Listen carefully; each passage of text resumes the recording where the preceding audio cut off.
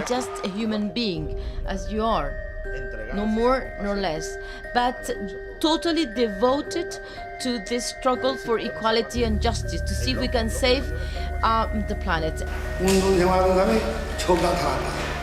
나는 세상에 과거에 중국도 갔댔고 인도네시아도 갔댔고. Number 5. Robert Liston. I figured I'd start with Robert Liston since he's a bit of an outlier on this list. Because unlike the other ones, I don't know if he was truly evil, but he just enjoyed life much differently than the rest of us. You see, Robert Liston was a Scottish surgeon in the 19th century who had a pretty notable reputation. He was the fastest blade in the West End. He boasted that no one could slice and dice faster than he could if the legends about him are to be believed. He was allegedly able to perform a full amputation of a limb in 3 minutes, only losing 1 out of every 10 patients, which honestly, all things considered, is actually a pretty impressive feat, if not an absolutely terrifying one to think about. Liston didn't really have bedside manner to speak of though, and he would take a glee in his work that kind of bordered on sadism. He wasn't a mad scientist plotting world domination, but he was a particularly odd fellow who really reveled in how good he was at removing people's limbs. Everybody's got a hobby, everybody's got something that makes them happy. One particularly grisly anecdote says he once severed a leg in under 30 seconds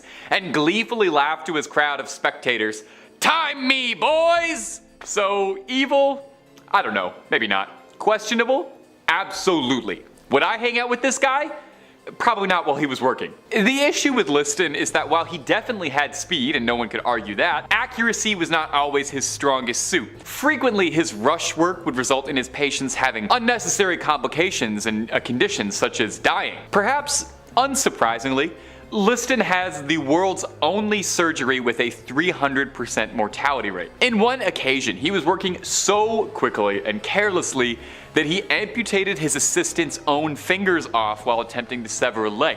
And as he was doing this, he swung the knife backwards and ended up hitting a spectator who fainted out of shock. The patient, the assistant, and the spectator all died a few days later, leading to the only surgery that managed to lead to the death of 3 people.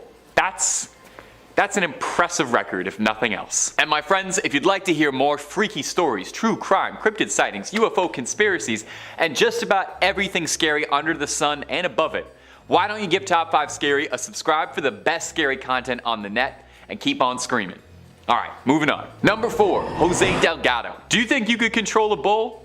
I definitely don't. But Jose Delgado believed he could. He was a controversial researcher who believed that the best way to get an animal to behave was not by training it or teaching it a trick and giving it a treat every time it does the trick right, but to implant a series of electrodes into an animal's brain to be able to manually control it with a series of electroshocks. To make a lot of very complicated neuroscience comically short in layman's terms, he was creating remote control monkeys. And do you kind of want one now? Because I kind of want one. Delgado signed on to Yale University sometime in the 1950s, where he set up his little shop in a lab tinkering with all sorts of fun electronic experiments and gizmos to research new methods of control. Oftentimes, it was literally the flip of a switch that would alter the mood of a creature. The thing is, as scary as what he did, the results he was getting were unbelievable, stuff straight out of sci-fi. He was able to train monkeys by stimulating the parts of their brain that would activate aggression, and he would teach them how to manipulate other monkeys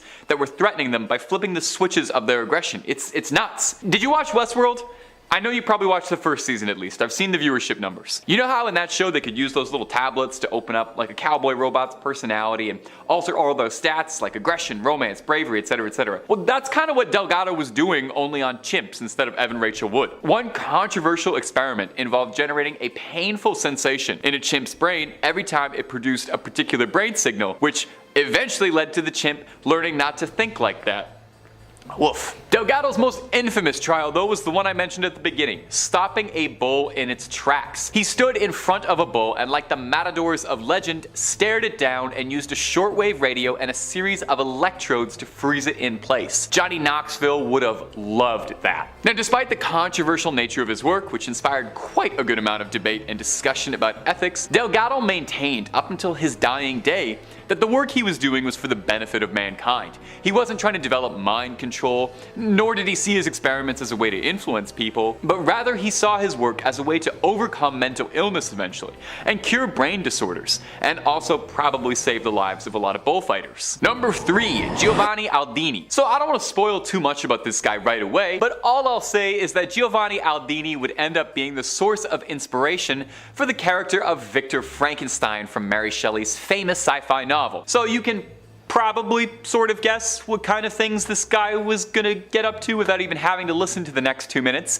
but I'm sure you're very curious, so I'll explain it to you in great detail anyway. As a young boy, Giovanni was fascinated by his uncle, who was also a physician, and would watch him perform strange experiments. His uncle had an interest in reanimating the dead to see if it was possible to restore vigor to an animal that had passed, and he primarily tested on frogs, where he would attach electrical currents to them. These events, unsurprisingly, would very profoundly affect Giovanni, who sought out to recreate what his uncle had started, only on a much bigger target. It's man if you couldn't figure that out by now. As he grew older, Giovanni followed in his uncle's footsteps, zapping frog corpses, moving up to trying to reanimate a bull's head, until ultimately earning his place in mad science history when he started to begin his trials on humans. He sourced his bodies from executed prisoners, thinking, hey, they're done with them, I might as well use them. Trouble was that Italy tended to prefer execution methods that involved the head and the body going in separate directions, although Giovanni made use of this as well. He discovered that with an electric current he could make a patient's face contort, and this was on a head detached from a body. There's a terrifying mental image for you for the day. It was then, when he started sourcing prisoners' bodies from England, that he started to inch closer and closer to that goal of reanimation. He asked for a body as fresh as possible, and he got one George Foster, not the one who played for the Reds though. Attaching probes to this body, astoundingly, he got the man to open an eye, shake his jaw, and seemingly take a breath. This would end up being his last experiment, however, and he deemed the experiment a failure because the thing didn't sprung to life Frankenstein style. Chin up! I bet you'd love to know that your legacy was inspiring one of the most famous horror stories ever about a lunatic doctor who electrifies a corpse. Number 2 on this list is Joseph Stalin. Ekharsh Merota writes, Joseph Stalin was dictator of the Soviet Union from 1922 till his death in 1953. As a young man, he was a robber and an assassin. For almost 30 years, he reigned with terror and violence in the Soviet Union. His decisions led to a famine that killed millions. Forget enemies, he even killed families of people who were fond of him. Under his rule, more than 1.5 million German women were assaulted, and in all, he easily killed over 20 million people. He once said, "One death is a tragedy, a million deaths is simply a statistic." Ironically, he was nominated for a Nobel Peace Prize in 1945 and 1948, and he died of a stroke in 1953. That famine that I just mentioned frankly does not get talked about nearly enough. Wikipedia writes, the Holodomor, also known as the Terror Famine or the Great Famine, was a famine in Soviet Ukraine from 1932 to 1933 that killed millions of Ukrainians. It was a large part of the wider Soviet famine of 1932-1933. The term Holodomor emphasizes the famine's man-made and allegedly intentional aspects such as rejection of outside aid, confiscation of all household foodstuffs, and restriction of population movement. As part of the wider Soviet famine of 1932-1933, which affected the major grain-producing areas of the country, millions of inhabitants of Ukraine, the majority of whom were ethnic Ukrainians, died of starvation in a peacetime catastrophe unprecedented in the history of Ukraine. Since 2006, this has been recognized by Ukrainians and 15 other countries as a genocide of the Ukrainian people carried out by the Soviet government. This was a famine that could have been prevented or dealt with, but just wasn't. It was actually intentional. There are reports of survivors who said that soldiers would come to their homes and specifically destroy any food that they had there for no reason. Stalin truly was void of emotion, and it's sad that a man like this actually existed. Starting off this countdown, we have John Reed. John Reed was one of the 7 witches tried in 1697 Scotland. When he was caught, persecutors found that he had a mark on his loin. John said that the devil had nipped him there and that it indeed was a witch's mark. John also confessed that he was in service with the devil. The devil promised him wealth and abundance, but in return, John belonged to the devil. But John revealed revealed that the devil broke his promise and never did anything he said he was going to do. On top of that, John admitted to attending a number of meetings with other witches. He also admitted that he was responsible for the torment of Christian Shaw. Christian was an 11-year-old who claimed she encountered a pack of witches who then bullied her and stole her milk. He also admitted that they all drowned her in the local well. As a result of his confession, it was very clear that he was a witch and he was locked away in a cell. The next day though, he was found dead. He had hung himself in his cell with his own scarf. It was believed that this was the devil's work. The devil convinced him to take his own life because John exposed him. Within the following weeks, the other witches close to John took their own lives in their cell as well. Again, it's thought that the devil possessed them and killed them off one by one because he was pissed with them. In our fourth spot, we have Janet Howitt. Between 1661 to 1663, 44 people in Beaufort, Scotland were accused of witchcraft. 7 of those accused were executed. The fate of some of the others remain unclear. One of the main women was Helen Guthrie. She was not a nice lady at all. This woman murdered her own stepsister and the stepsister's children. But she was like, wait, I'll help you, and claimed that she was able to identify other witches just by looking at them. So she said she would help them in the witch hunt if they went easy on her. She then went on to make up elaborate stories of witches meeting up at graves and eating the flesh of other humans, etc. The more she made up and pointed fingers, the longer she got to live, and same with her daughter Janet Howitt. Janet was also accused of being a witch like her mom. In fact, she had a witch's mark on her shoulder. She said it was from the devil biting it. She also said that it hurt for so long until the devil visited her again and stroked her shoulder. When he did that, the pain immediately stopped. Now, Janet was imprisoned with the rest of the accused, but we don't know what happened to her. They held a trial for her and no one testified against her. Plus, they only had the mark on her shoulder as evidence. We truly don't know if young Janet was let go or sadly killed. What we do know is that her plea date was 1666, 4 years after her arrest, so she was in jail for quite some time. In our third spot, we have the Witches of Huntingdon. The Witches of Huntingdon were several individuals in the UK who were found guilty of witchcraft. First, we have Elizabeth Weed. Apparently one night, 3 spirits came to her and told her to renounce God and make a blood pact with the devil. So she listened, and that's what she did. John Winnick also did the same, but only agreed to if the spirits would help him out financially. Others, including John Clark Jr., were also visited by these spirits and decided to also renounce God and make a deal with the devil. Out of the 9 people accused, 5 were found guilty and hanged. Well, John Clark knew that they were going to search everyone's body for their witch's mark, which they all had. So what did he do? He cut off his 3 days before he was searched. Literally gouged it out of his skin so that the mark was gone. But I'm kind of confused because wouldn't that create another mark?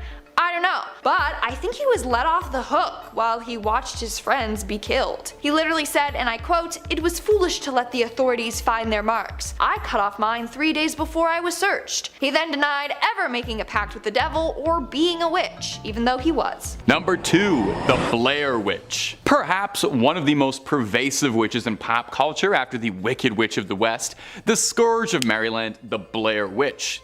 Perhaps you saw the very successful 1999 documentary regarding her legend, or maybe you saw one of the 2 middling sequels. According to legends, she haunts the Black Hills Forest near the town of Burkittsville, Maryland. The local folklore states that in the 18th century, a woman named Ellie Kedward was accused of practicing witchcraft. She was chased and exiled out of the township of Blair and condemned to live in the woods, hence the Blair Witch. It's believed that she died out in the surrounding forests in the harsh winter of 1785, but it's also said that she placed a curse on the town moments before her death, vowing to seek revenge on the townspeople and their descendants for generations. And not to split hairs here, but that does actually kind of sound like she was a witch. I'm not saying it was justified in exiling a woman out of her town, just that placing a hex on a town definitely sounds like witchcraft, and I can understand where they were coming from. I'm just trying to understand the scenario, okay? I'm divorced from it. I'm not part of it. I'm just trying to understand it. From here, the legends of Kedward grew into the larger-than-life figure, the Blair Witch. Various disturbing events were attributed to the Blair Witch. Mysterious disappearances, people being lured away into the woods, supernatural phenomena, camera crews disappearing in forests, reports of finding strange hex bags in the surrounding woods filled with strange runes and symbols and remnants of people, hair, teeth, for her to perform wicked rituals? Now, it goes without saying, unless you firmly believed the marketing campaign of the 1999 film, the Blair Witch Project is obviously a movie. While they say it's based on the real story of Ellie Kedward, there is no record of a Blair Township ever having existed. Almost certainly, the Blair Witch's story is inspired in large swaths by the Bell Witch, who we talked about earlier. Although in a kind of unique case, back in the day when the Blair Witch did come out, its marketing was so effective, and in this sort of like pre-early internet area, there were several people who did think it was real. It was a cast of completely unknown actors by a team no one had ever heard of. And on some level, I don't know, maybe to get esoteric with it, what makes an urban legend real? Just us believing in it, right? Do you believe the other 4 stories I've told you more?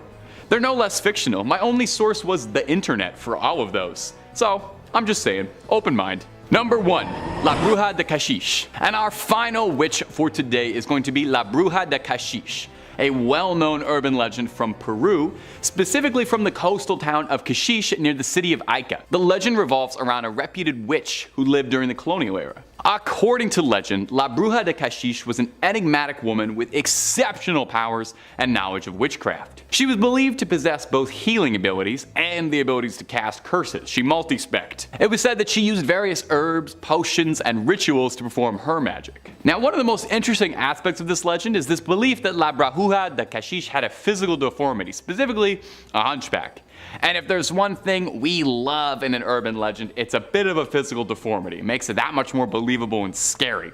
Because someone conventionally unattractive is way scarier than not. Don't blame me, blame our Western views on beauty. I didn't write them, I just perpetuate them. Over time, the legend of La Bruja de Caxish became intertwined with the history and culture of the town of Caxish. Local residents and visitors began associating certain landmarks and natural phenomena with their presence. For example, there's a famous gnarled and twisted tree called the Witch's Tree that is said to have been her gathering place. Today, Caxish has embraced the legend of La Bruja de Caxish as part of its heritage. The town has a statue of the witch, and there are various festivals and events dedicated to her, and I guarantee you no party goes even half as hard as a party celebrating a local witch. Oh my god, imagine the cauldrons do. The legend has also become a popular tourist attraction, drawing visitors who are interested in the occult, folklore, and statues. Number 5. Jose Delgado, the Mad Mind Controller. One of the more common mad scientist tropes is the desire to develop devices or formulas that will allow the scientist to control people's minds. The idea of so completely and irreversibly being under someone's control sounds so outlandish that many would be forgiven for writing such stories off as pure science fiction. However, not only have scientists made several attempts at this over the years, one made a frightening amount of progress. Enter Dr. Jose Manuel Rodriguez Delgado, who was one such scientist. Delgado spent years constructing a device that he called the Stimuceiver, which was designed to allow him to control the minds of both animals and men. While doing research at Yale University, Delgado inserted electrode implants into the skulls and brains of several primates. He then used a remote-controlled device which paired with the implants and stimulated them with electricity, allowing him to force the primates to perform complicated movements. He also performed this experiment on a bull,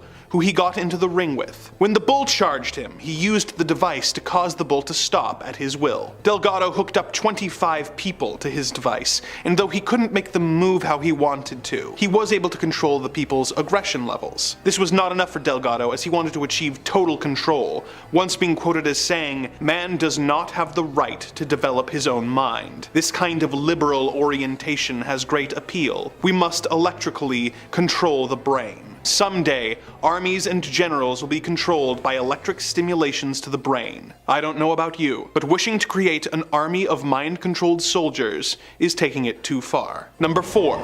The real Frankenstein. In 1816, Mary Shelley, her lover Percy, her sister Claire, and her lover Lord Byron were having a competition to see who could tell the best scary story. The 18-year-old Shelley won the competition with her story, which she wrote down and anonymously published 2 years later, under the title Frankenstein or the Modern Prometheus, thus creating the genre of science fiction. Dr. Frankenstein and his creature would of course become icons of pop culture that are discussed to this very day. But what inspired the young writer to come up with her famous mad scientist? Three figures come up a lot when this question is asked, making this entry a 3-for-1 special. The first and most obvious inspiration was a man named Johann Dippel, who was a scientist trying to crack the art of alchemy. He claimed that he had used alchemy to develop an oil called the elixir of life, which he believed could prevent death or bring the dead back to life. He was tried for heresy after several bizarre experiments on corpses, which he hoped would allow him to transfer souls between them. He lived near Darmstadt, Germany, in a castle that was called Castle Frankenstein. Another possible inspiration was Giovanni Aldini, who was the nephew of a scientist named Luigi Galvani. Aldini spent a large portion of his life defending his uncle's theories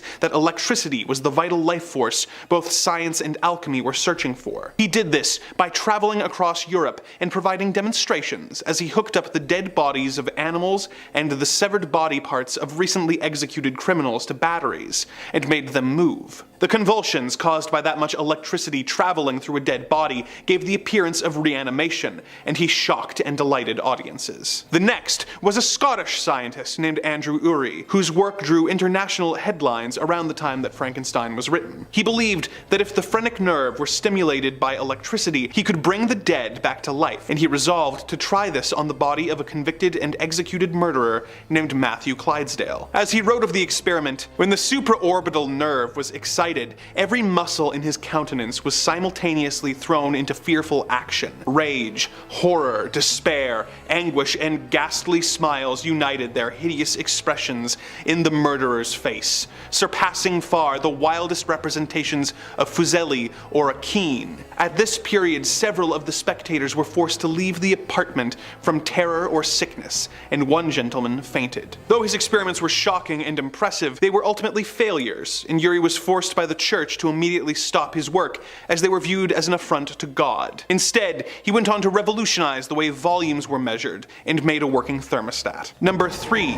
Vladimir Demikov, the dog grafter. One of the more recent and disturbing fictional mad scientists to hit the silver screen is the one featured in The Human Centipede, who plans to sew 3 people together in order to create a new living co-joined creature that all share one digestive system. While explaining this to his victims, the scientist shows photos and refers to a previous experiment where he managed to sew 3 Rottweilers together. While this is disgusting, it is unfortunately not without precedent in real life. Though the mouth placement was thankfully not the same, it does share some similarities to the work of a real-life Soviet scientist, Vladimir Demikov. Vladimir was a pioneer in the field of organ transplantation, and some of his groundbreaking work involved performing the transfer of vital organs between dogs. This was vital for the scientific and medical community's understanding of organ transplants, and has resulted in millions of lives being saved. But the work he moved on to in the 50s is when he took the whole thing too far. He decided that he wanted to take the entire thing further by creating a 2-headed dog. He and his assistants attempted the experiment at least 24 times, with the 24th being the one that was most widely publicized, and the closest that anyone could really call a success. The operation took 3.5 hours, and by its conclusion, both of the dogs were still able to see, smell, and swallow. Although Shavka had no digestive system, and whatever she ate or drank simply exited her body via a tube that Vladimir had implanted. While one of his previous attempts had apparently survived a whole month, these 2 dogs mercifully lasted a much shorter amount of time, passing away 4 days after the surgery due to a nicked vein. Photos of the surgically connected dogs were published in Life magazine, and they are truly ghastly to behold. While this is bizarre, it was also needlessly cruel, as it had little to no scientific benefit, and the scientist had no end goal in mind when he did it, other than wondering if it was possible. Number 2. Richard Ramirez. This next guy's really nasty and deserves to be in the second spot. 13 counts of murder, 5 attempted murders, 11 assaults, and 14 burglaries. Sounds like a hell of a guy. The Night Stalker. Charming name for what this man did. Born in Texas, his older brother went to Vietnam and returned with some pretty gruesome stories and some pretty gruesome visuals. The young Ramirez, soaking all of this up, grows up obsessed with the satanic occult and fascinated.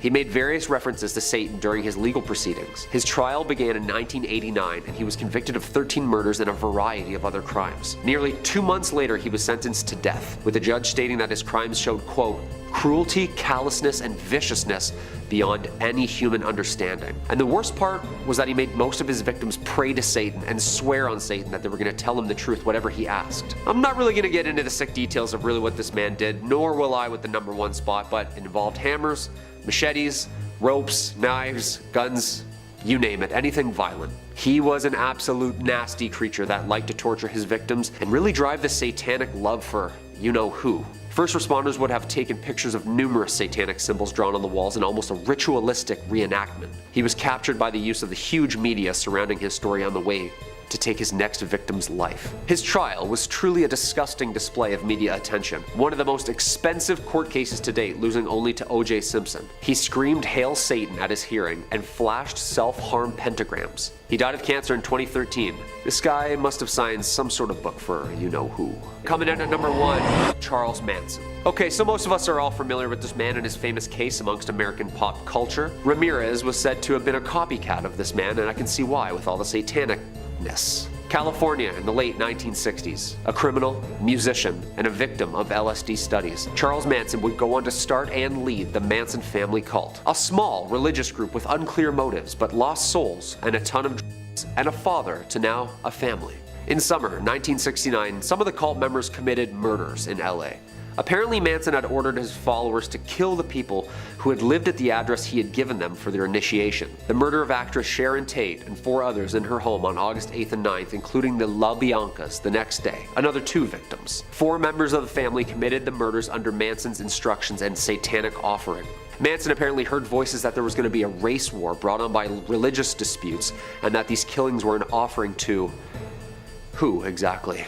The famous helter-skelter message, incoherent scribbles, blood all over the walls. They were then to hide underground in, quote, the bottomless pit under Death Valley, which Manson knew the location of, but instead were caught on the run days later. Manson was sentenced to life in prison under the pretense that he was the one who targeted, planned, and brainwashed his, quote, piggies into committing. While in prison, Charles was diagnosed with schizophrenia and paranoid delusion disorders, seeing visions and hearing voices for more than half of his life. He died in prison in 2017. Yeah, I've seen what Tarantino did with his latest movie, and it's definitely a subtle PG-13 fiction version of what actually went down on that night. What do you guys think? Do you think Charles saw the devil? I think he actually was the devil. Number 5 on this list is Mao Zedong.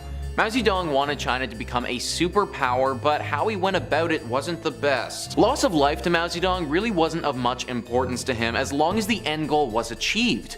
The BBC writes, Mao and other communist leaders set out to reshape Chinese society. Industry came under state ownership and China's farmers began to be organized into collectives. All opposition was ruthlessly suppressed. The Chinese initially received significant help from the Soviet Union, but relations soon began to cool. In 1958, in an attempt to introduce a more Chinese form of communism, Mao launched the Great Leap Forward. This aimed at mass mobilization of labor to improve agricultural and industrial production. The result instead was a massive decline in agricultural output, which together with poor harvests led to famine and the death of millions. The policy was abandoned and Mao's position weakened. In an attempt to reassert his authority, Mao launched the Cultural Revolution in 1966, aiming to purge the country of impure elements and revive the revolutionary spirit. 1.5 million people died and much of the country's cultural heritage was destroyed. In September 1967, with many cities on the verge of anarchy, Mao sent in the army to restore order.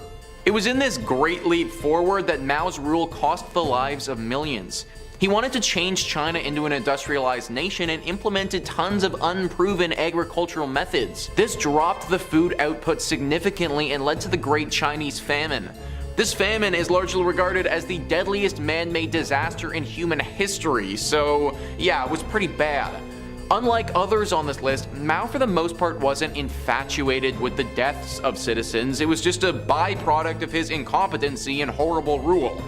Granted, we can't let him off too easily because he also didn't care that much to change his way of thinking. During his reign of power, it's estimated that 40 to 70 million Chinese civilians died through forced labor, executions, or famine. Number 4 on this list is Nero. We're throwing it way back with this one and going to the year 37 AD. That's when Nero was born and he lived until 68 AD. Only just over 30 years of life, but he did enough during that time to earn himself a spot on this list. Wikipedia writes, most Roman sources offer overwhelmingly negative assessments of his personality and reign. The historian Tacitus claims the Roman people thought him compulsive and corrupt. Suetonius tells that many Romans believed that the Great Fire of Rome was instigated by Nero to clear land for his planned Golden House. Tacitus claims that Nero seized Christians as scapegoats for the fire and had them burned alive, seemingly motivated not by public justice but by personal cruelty. This personal cruelty of his is widely documented and nobody was safe from it. One would think that your own mother would be on the do not kill list, but apparently not for Nero. To rid himself of any potential outside influences, he had his own mother murdered. He's said to have stabbed, burned, boiled, impaled people for his own personal pleasure. Couple this with the fact that he's said to have burned down entire cities while people are still inside of them, and you get a horrible tyrannical dictator who, I'm sad to report, actually did exist. Number 3 on this list is Pol Pot. Wikipedia writes, Pol Pot was a Cambodian revolutionary and politician who governed Cambodia as Prime Minister of Democratic Kampuchea between 1976 and 1979. Ideologically a Marxist-Leninist and a Khmer nationalist, he was a leading member of Cambodia's communist movement, the Khmer Rouge, from 1963 until 1997 and served as the General Secretary of the Communist Party of Kampuchea from 1963 to 1981. Under his administration, Cambodia was converted into a one-party communist state and went through the events of the Cambodian genocide. The Cambodian genocide is something that we don't learn about enough in history class. This genocide claimed the lives of at least 1.5 million Cambodian civilians from 1975 to 1979. 1.5 million is already a ridiculously large number, but it should also be noted that in 1975, this would have accounted for roughly a quarter of the entire country. Pol Pot and the party that he led during this time wanted to turn Cambodia into an agrarian socialist republic. At the time, Mao Zedong was in charge of China and Pol Pot went to him for advice on how to make this a reality. To do this, he emptied out cities and forced people into labor camps where they were either executed or simply worked to death. Disease and malnutrition was also rampant in these camps and the quality of life was horrible. Money was abolished and everybody was forced to wear the exact same black clothing, stripping people of any sense of their individuality. This truly was a horrible time in Cambodian history and saw so many atrocities committed countrywide. It finally ended when the Vietnamese invaded Cambodia in 1979 and Pol Pot's government fell.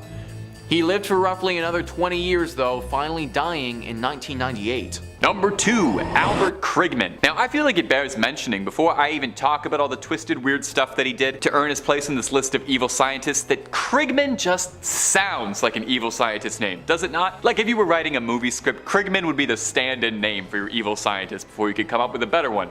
Anyway, I digress. Dr. Albert Krigman was a dermatologist who was commissioned by Dow Jones and the US Army to research the effects of chemical compounds on human skin. Oh, yep, this is not going anywhere good. It goes without saying, but like he wasn't checking for Head and Shoulders 3-in-1 conditioner. Krigman was offered a modest lump sum of 10 grand in grant money to research, and he set up shop right away in Holmesburg Prison in Philadelphia, where he got a near endless supply of test subjects or victims to experiment on with very little regard for their safety or hygiene. It was documented that the experiments at Holmesburg Prison included hair transplants, implementation of foreign bodies, burns and radiation of the skin, exposure to dioxin, application and ingestion of toxic and near lethal doses of acne medicine, and the yanking of fingernails. Ugh. I completely understand if you need a moment to just kind of catch yourself. And editors, I'm so sorry for the pictures you guys are looking at for this video. You guys work hard. Alright, let's get back to talking about stomach-churning evil done in the name of science. One of the main compounds Krigman researched that I listed off in that little list before was dioxin, the main ingredient of Agent Orange, the infamously evil chemical weapon the USA used during the Vietnam War. Inmates would be scarred, left sick with permanently disfiguring skin conditions leading to very painful side effects. Oftentimes too, many subjects were exposed to all sorts of contaminants and other infections from other conditions he was doing, other experiments he was doing. He did not keep a clean workspace. Krigman destroyed many of the notes from his research, but through testaments from his victims, we know the truth of what he got up to. While there were attempts to get justice after the fact for what the inmates experienced, Krigman himself lived to the age of 93 and never faced any sort of consequences whatsoever for his actions. In fact, the worst part is Krigman loved what he did. Take a listen to this spine-chilling real quote from a real scientist who was really hired by the US Army. "All I saw before me were acres of skin. It was like a farmer seeing a fertile field for the first time." That sounds like it's from one of the Saw movies. Are you kidding me? Okay, moving on. Somehow there's a guy who tops this. And finally, number 1, Sidney Gottlieb. Unlike the other scientists on this list, where I would offer a little bit of leeway onto whether or not you could truly consider them to be vile and evil outright, or just, a bit morally flexible in the name of progress, I actually feel very decent taking a stance and saying Sidney Gottlieb was pure evil. Gottlieb was an American chemist and spy master who helmed the CIA's infamous MK Ultra program. Surely, if you've watched even 2 videos featuring me, you have heard me yell like a lunatic about the MK Ultra program. The CIA's very real, very well documented, very traceable mind control program that they were very really researching in the 60s and 70s. And this lovely son of a gun was behind most of it. Gottlieb is about as close to the pop culture definition of an evil scientist as you can get. He believed that there was a way to influence the human mind to ensure global domination for the United States. At the height of the Cold War, the CIA believed that China and Russia had advancements in mind control technology and they needed to catch up. Gottlieb was commissioned to run a series of experiments. Initially, the goal was to develop a truth serum. Gottlieb would experiment with just about every single illegal illicit substance you could on humans, most of the time without them knowing what he was doing. He tested on volunteers, prisoners, homeless, but most often people had no idea the nature of his experiments, and he tended to pick people who had nothing left and had a lot to gain. After months and months of this left him unsatisfied, he was granted extra powers and resources for his experiments, gaining the full funding of the US Army. The goal of MK Ultra was to develop techniques that would crush the human psyche to the point that it would admit anything. Wow. This included torment like electroshock, sensory and sleep deprivation, all kinds of illicit substances, physical and mental damage, and so much more we can't even talk about. Eventually, the program was officially disbanded, citing that it was difficult to control the human psyche in this way. Gottlieb would stick around, however, since he had a real taste for doing evil science, and would helm the CIA's Poison Research Division, looking into just about every way you could conceivably poison a human being, including one infamous poisoned cigar for one Fidel Castro. Gottlieb retired in relative obscurity, never seeing any justice for his work, and lived out his days quietly in Virginia, largely forgotten by history. Well, not by me.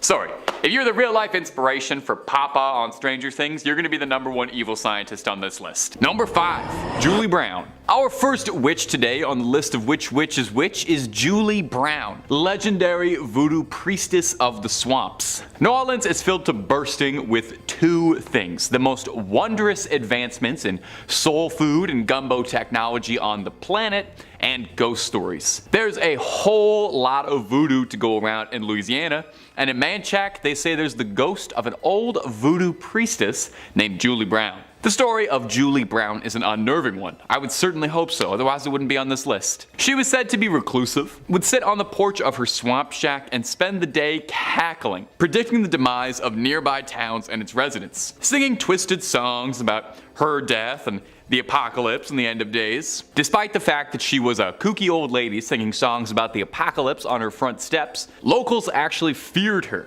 and treated her as an oracle and a prophet, and were very nervous of wronging her just in case she placed a hex on them, which, is reasonable. You should always treat everyone you meet with kindness, just in case they turn out to be a witch who can hex you. The prediction she's most known for, besides one bizarre correct prediction about the 1994 Super Bowl Cowboys at Bills game, was her threatening prediction in 1915, where Julie Brown would cackle over and over and over that she was going to die and take everyone with her. She chanted this again and again until her death. On her funeral, a hurricane hit the town, decimating 3 villages and taking countless lives. Julie is said to be buried in the swamp, and locals believe it was her spirit that caused the hurricane. And if you happen to be passing through Manchac, just pay your respects to Miss Julie Brown. Like I said, you never know what kind of secrets somebody has. And if you're looking for more stories about witches, or really any kind of urban legend, Top 5 Scary has all of that and then some. I'm not kidding.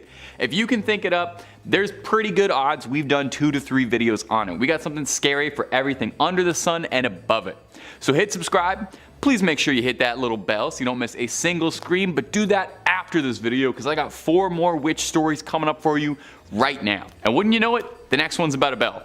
Number 4, the Bell Witch. In the 1800s, a farmer going by the name of John Bell moved his family to picturesque Adams, Tennessee, onto a beautiful 300-acre farm, little slice of American pie. Bell quickly became a figurehead of the community, respected by many, and became a local leader at the town church. For the Bell family, things were the brightest they've ever been. They were living the dream and ringing in good fortune. I was trying to make a Bell pun work there. There's probably a better one. Things wouldn't be good for long, and they'd find themselves in a nightmare shortly. By 1817, strange, inexplicable things started to occur all around the farmstead. John Bell found a strange animal on the farmstead, a mutant hybrid that resembled a grotesque mix between a dog and a rabbit. I know that sounds like it would be cute, but I think if you get the wrong parts of both, that's just going to turn out to be a very, very ugly animal. I think dog, rabbit ears, pretty cute.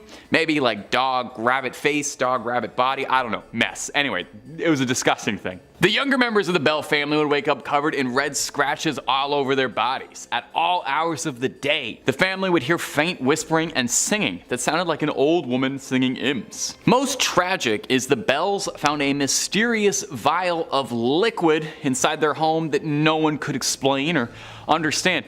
Nervous about what it was, the Bells offered the mystery liquid to their cat, which passed almost immediately.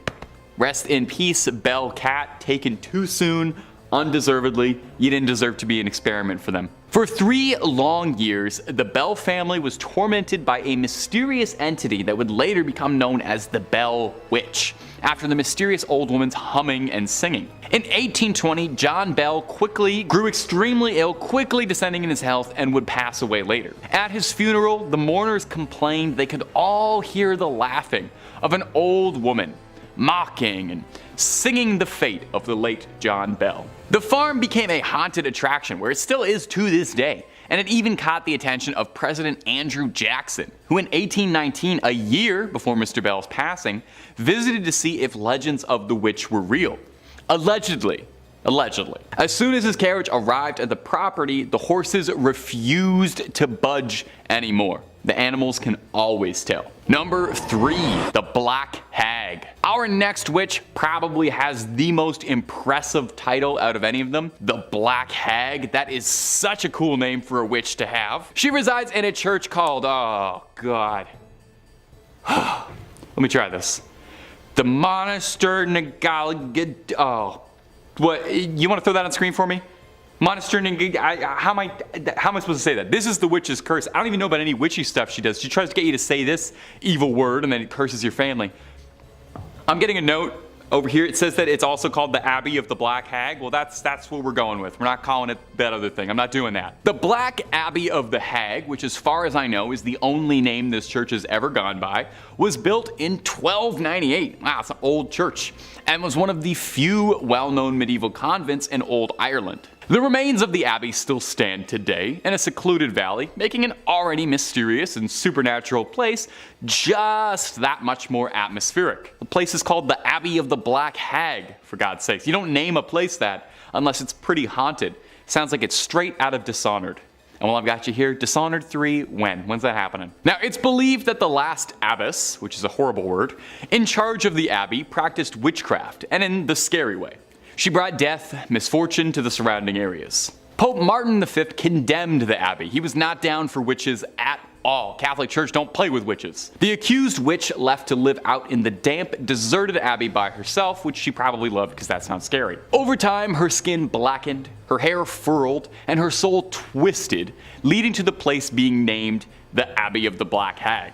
And if you can believe this, there's actually more to this story. The Count and Countess of Desmond once called the abbey home when attempting to flee their attackers, where the Countess was fatally struck by an arrow and buried by her husband, but it would not be the end of the Countess. Sightings of a ghostly figure around the ruins of the abbey were common, eventually leading to someone digging up worn-out finger bones.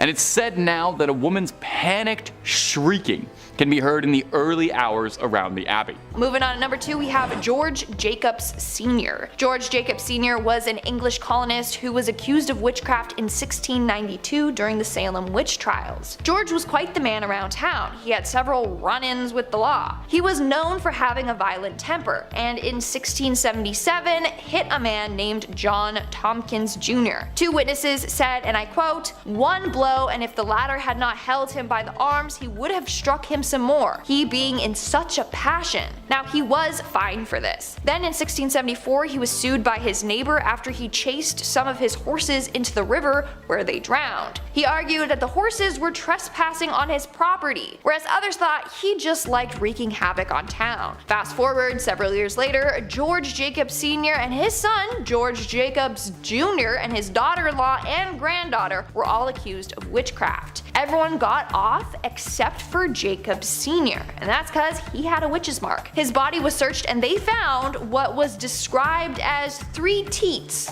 on Jacobs. It was thought that if a person had an extra nipple, that this was a sign that they were a witch. Why? Well, it was believed that the extra nipple or teat was from when the devil or some demons sucked the witch's blood as a form of nourishment. It was said that Jacob Sr. had 3 of them. 1 in his mouth, 1 on his right shoulder blade, and 1 on his hip.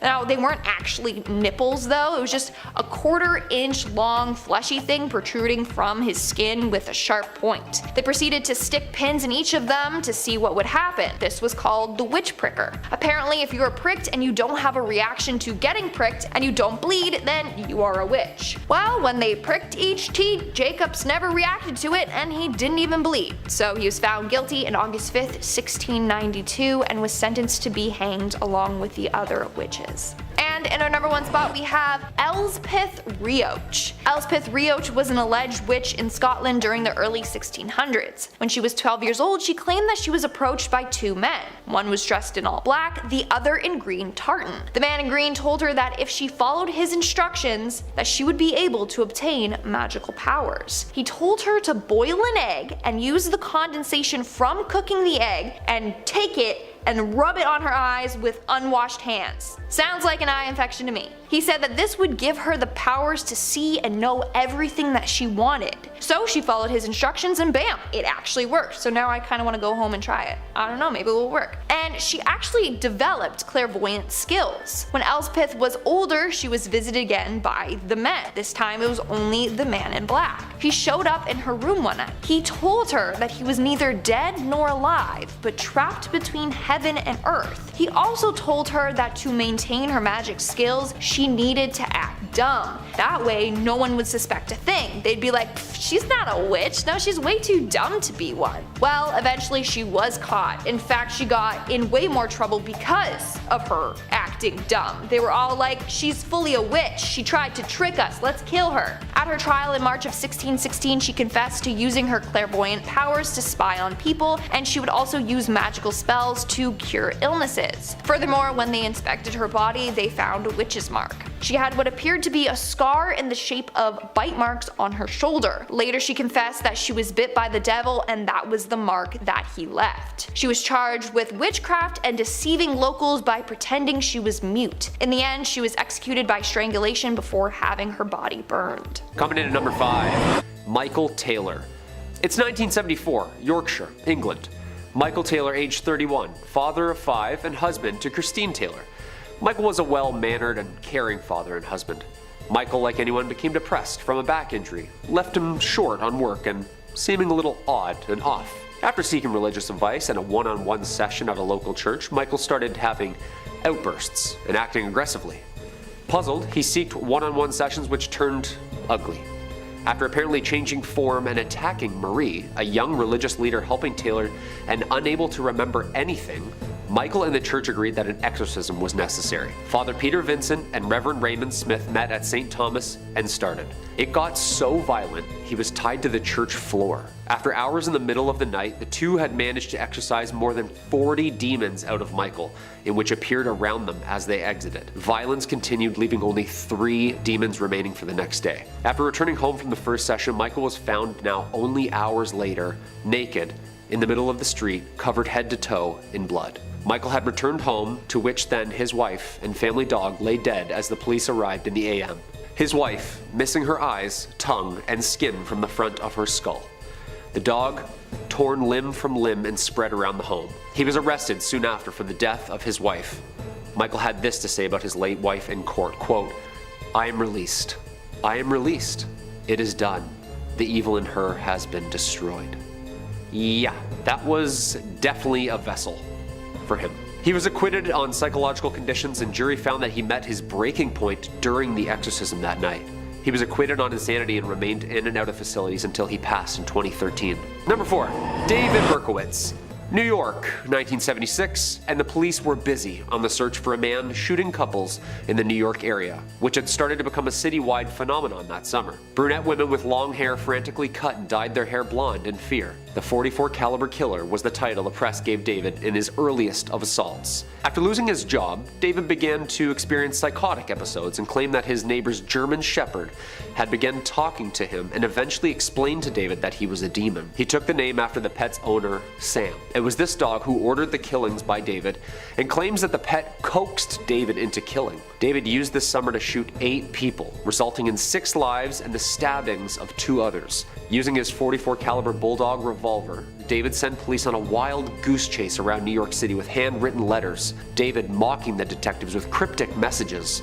Some of them explain who Sam is, and some of them explain what Sam does. Some mock police, saying that they are never going to find or stop him. David was finally arrested just hours before his next planned victim's visit. He applauded police in their ability to stop him, in the back seat of the car, laughing and cheering. Although David pleaded not guilty to insanity and pleaded guilty, expressing that he was coaxed by the demon and that it demanded him to kill for hell, he was sentenced to 6 consecutive life sentences with parole after 25 years. During the mid-90s, he amended his confession and claimed that he had been a member of a violent satanic cult that orchestrated the incidents as ritual murder and pleaded guilty to stabbing and attempting to murder others before the shootings had even begun. His letters are public and spine-chilling. Check them out. Real Riddler stuff. Quote, "I am the monster. I am Beelzebub. I am the chubby behemoth. Police, let me haunt you with this. I'll be back. I'll be back. Yours in murder, Mr. Monster." Okay, his violent spree led the legal system to create a new law called Son of Sam's Law, designed to create criminals from financially profiting from the publicity created by their crimes, which at the time, he was basically a celebrity. He remains in prison to this day. Number 3, Herbert Mullen. 1970s again. At the exact same time, in the same area, police had 2 serial killers to keep up with, Herbert Mullen and Edmund Kemper. No relationship to each other or each other's cases. Mullen was a paranoid schizophrenic in and out of mental health facilities in California during his teens. Mullen then kills 14 people during a 4-month period due to, quote, the impending natural disaster that would happen if he didn't. Mullen was convinced that the voice in his head he was hearing was telepathic. Mullen claims the voice of the Father had explained that the Vietnam War acted as a giant sacrifice that saved us from an earthquake and another one was coming soon. Constantly hearing the man's voice named the Father, encouraging him to gain more blood sacrifices, Mullen bludgeoned a man to death with a baseball bat. Mullen claims that the man was actually Jonah from the Bible and was begging him to sacrifice himself to Mullen. He then murdered a woman in the front seat of his car before dismembering her in a nearby park. Yeah, this is real satanic stuff, I told you. His third victim, a priest that he was confessing to in a Catholic church. Mullen says the priest claims to have telepathically begged him to sacrifice his life for the cause. Mullen then killed 5 people in one day. He claims that all the victims telepathically begged to be sacrificed as a good deed to the Father.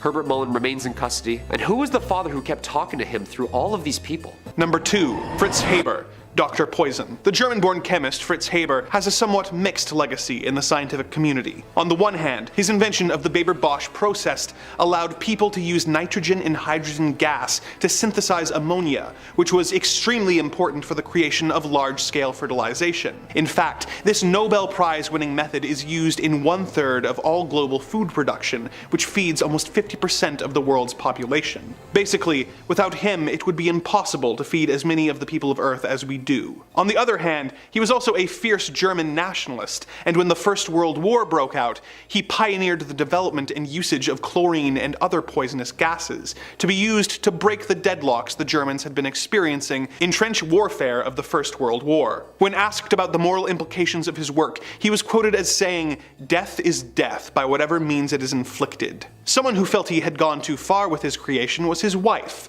who after the first use of weaponized chlorine gas in 1915 walked into their garden with his old service pistol and ended her own life in protest. As a Jewish man, Haber was forced to resign his post when the Third Reich came to power in 1933, but his work on poison gases was still used by the Germans in the death camps in order to exterminate their prisoners. Fritz Haber changed the world with his first discovery, allowing us to feed millions of people who might otherwise have starved. But due to the prolific work on poison gases, he is more commonly remembered as the father of chemical warfare. Number 1.